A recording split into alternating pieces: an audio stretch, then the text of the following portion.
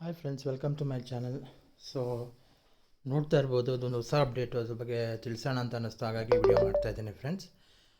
So ಎಲ್ಲರಿಗೂ ಗೊತ್ತಿರ್ಬೋದು, ಇದು ವಿಲೇಜ್ ಅಡ್ಮಿನಿಸ್ಟ್ರೇಟರ್ ಆಫೀಸ್. ಸೊ ಏನಿದೆ, ಇದೊಂದು ಹೊಸ ಅಪ್ಡೇಟು. ಸೊ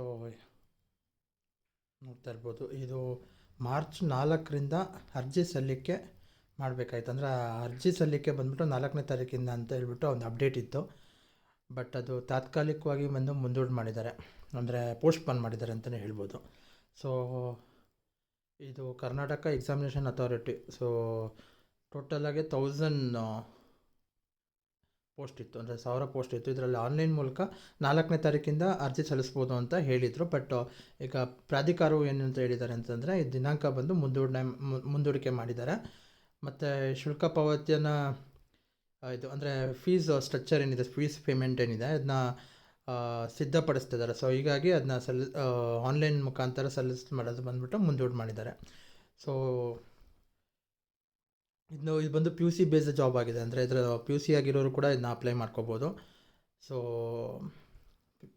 ಪಿ ಯು ಸಿಗಳ ಅಂಕಗಳ ಆಧಾರದ ಮೇಲೆ ಗ್ರಾಮ ಲೆಕ್ಕಾಧಿಕಾರಿ ಹುದ್ದೆಗಳಿಗೆ ನೇಮಕ ಪ್ರಕ್ರಿಯೆ ನಡೆಯುತ್ತಿತ್ತು.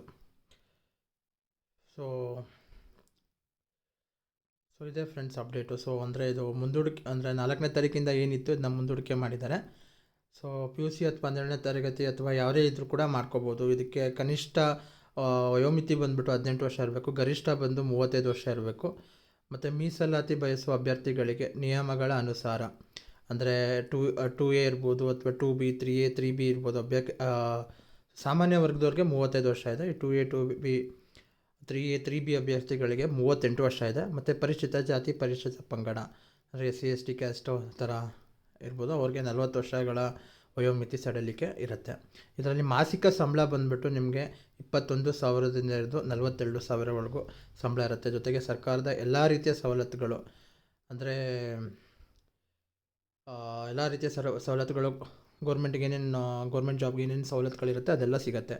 ಸೊ ಇದರಲ್ಲಿ ಫೀಸು ಏನು ಅಂತಂದರೆ, ಈ ನಾರ್ಮಲಾಗಿ ಸಾಮಾನ್ಯ ವರ್ಗ ಇರ್ಬೋದು ಅಥವಾ 2A, 2B, 3A, 3B ಅಭ್ಯರ್ಥಿಗಳಿಗೆ 750 ರೂಪಾಯಿಗಳು ಇರುತ್ತೆ. ಮತ್ತು ಪರಿಶಿಷ್ಟ ಜಾತಿ, ಪರಿಶಿಷ್ಟ ಪಂಗಡ ಈ ಅಭ್ಯರ್ಥಿಗಳಿಗೆ 500 ರೂಪಾಯಿ ಅರ್ಜಿ ಶುಲ್ಕ ಇರುತ್ತೆ.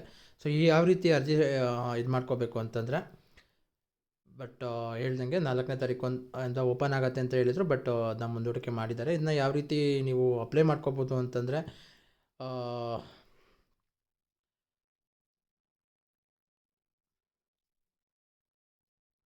ಸೊ ಅದೇ ವೆಬ್ಸೈಟಲ್ಲಿ ವೆಬ್ಸೈಟ್ಗೆ ಹೋಗಿ ನೀವು ಇದು ಮಾಡ್ಕೋಬೋದು. ಸೊ ವೆಬ್ಸೈಟ್ ಏನು ಅಂತಂದರೆ, ನೀವು KEA ಅಂತ ಜಸ್ಟ್ KEA.gov.in ವೆಬ್ಸೈಟ್ ಲಾಗಿನ್ ಮಾಡಿಕೊಟ್ರೆ ನಿಮಗೆ ನೋಟಿಫಿಕೇಷನಲ್ಲೇ ಸಿಗುತ್ತೆ. ಆನ್ಲೈನ್ ಅಕಸ್ಮಾತ್ ಏನಾದರೂ ಓಪನ್ ಆಗಿದ್ದರೆ ನಿಮ್ಗೆ ಅಲ್ಲೇ ಸಿಗುತ್ತೆ. ಅದ್ರ ಮುಖಾಂತರ ನೀವು ಇದನ್ನ ಓಪನ್ ಮಾಡ್ಕೋಬೋದು. ಸೊ ಹೋಪ್ ನಿಮ್ಗೆ ಈ ವಿಡಿಯೋ ಇಷ್ಟ ಆಗಿದ್ದರೆ ದಯವಿಟ್ಟು ಲೈಕ್ ಮತ್ತು ಸಬ್ಸ್ಕ್ರೈಬ್ ಮಾಡ್ಕೊಳ್ಳಿ. ಈ ರೀತಿ ಏನಾದರೂ ನನಗೂ ಕೂಡ ಏನಾದರೂ ಅಪ್ಡೇಟ್ ಸಿಕ್ಕಿದ್ರೆ ನಾನು ಇನ್ಫಾರ್ಮ್ ಮಾಡ್ತೀನಿ. ಯಾಕಂದರೆ ಸುಮಾರು ಜನ ಗೌರ್ಮೆಂಟ್ ಜಾಬ್ನ ನೋಡ್ತಾ ಇರ್ತಾರೆ. ಸೊ ಏನಾದರೂ ಈ ರೀತಿ ಅಪ್ಡೇಟ್ ಇದ್ದರೆ ದಯವಿಟ್ಟು ತಿಳಿಸಿ, ಅಥವಾ ನಿಮ್ಗೇನಾದ್ರು ಅಪ್ಡೇಟ್ ಇದ್ದರೆ ದಯವಿಟ್ಟು ಕಾಮೆಂಟ್ಸ್ ಬಾಕ್ಸಲ್ಲಿ ನೀವು ಕೂಡ ನಮಗೆ ಇದು ಮಾಡ್ಕೋಬೋದು, ನಾವು ಕೂಡ ತಿಳ್ಕೊಬೋದು. ಹೋಪ್ ನಿಮ್ಗೆ ಈ ವಿಡಿಯೋ ಇಷ್ಟ ಆಗಿದ್ದರೆ ದಯವಿಟ್ಟು ಲೈಕ್ ಮತ್ತು ಸಬ್ಸ್ಕ್ರೈಬ್ ಮಾಡ್ಕೊಳ್ಳಿ ಫ್ರೆಂಡ್ಸ್. Thank you.